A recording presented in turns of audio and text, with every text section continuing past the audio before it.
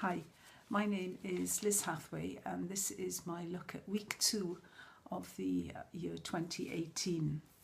It's a very interesting planetary picture this week. We seem to have almost like two groups or two parties of planets. We have a little bundle in Capricorn, which is Pluto, Sun, Venus, which are now within a sort of degree of contact with each other. There's a kind of tight conjunction going on there.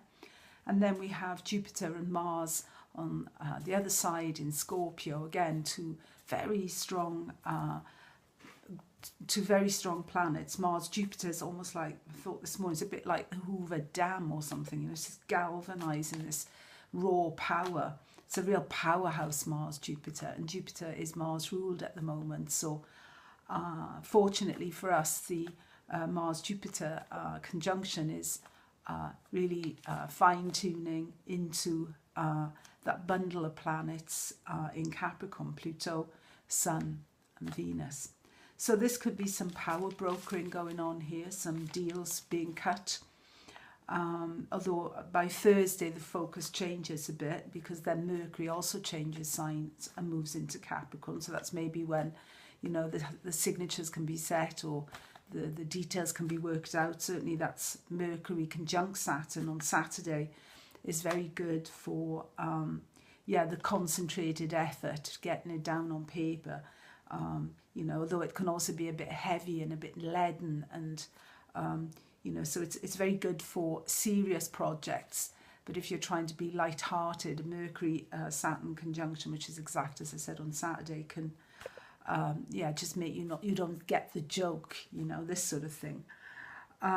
There is a lack of fire as well. When Mercury moves from Sag into Capricorn, we will then only have Uranus in fire. So that's the only inspiration. And Uranus is a little bit isolated. And we start to see that on Saturday and Sunday as well, with the aspects from the other planets. Venus squares Uranus and the Sun squares Uranus on Sunday, I think that is.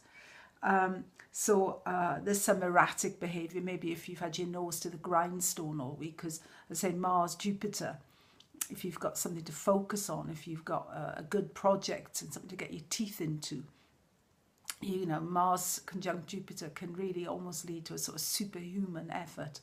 Although again, it's very emotional. Emotions can run high, temperatures can run high, and it's all with Scorpio. It's all about the belly. It's all about the feeling nature and what feels right. But as I say, the interaction through, certainly, so we look at the first half of the week, we have Sun sextile Jupiter on Monday, Venus sextile Jupiter also on Monday, and then Mars sextiles Pluto, all of that on Monday. And sextile is very much about opportunities, creating opportunities. It's communicative. It's maybe putting your thoughts on the table, or taking an opportunity that comes by, because certainly Mars Pluto emphasizes that Jupiter Pluto, which is coming in now as well, which is a great success maker. So this is a great time for openings also in the collective. Then on Tuesday we have the Sun Venus conjunction in Capricorn. This is an interesting little conjunction. It's a superior conjunction of Sun Venus. So now eventually when Venus gets about 10 degrees from the Sun, it will become the evening star. It'll be setting after the Sun. It's called Venus Hesperus. Last time we had one of these was in 2016 in June, which was just as the whole Brexit campaign in the UK was really gathering momentum. So it's quite passionate, I think. Venus conjunct the Sun always. Venus is direct at the moment too. So it's a sort of, certain projects as well now can, you know, sort of Michael Meyer, I think he views it as a sort of almost like, if you look at it in terms of the moon, Earth, it's almost like full moon. But then with Venus, you know, we've got this maximum distance now between the Earth and Venus. So it's an interesting week all in all. But again, it's very practical, very motivated. Feelings are important this week. If we feel we want to do something, you know, we can pull it off. We can get things together. It's definitely very proactive with all those sextiles going on. And it's also about, in a way, even though, you know, Venus, when she's so close to the sun, you can't see her because it's combust as well. It's right in the heart of the sun on Tuesday. We can sort of get to the nitty-gritty of something. And when Venus, as says, about 10 degrees from the sun, it'll start to become visible. So we can make plans, we can lay the groundwork and be incredibly proactive and opportunistic in the week.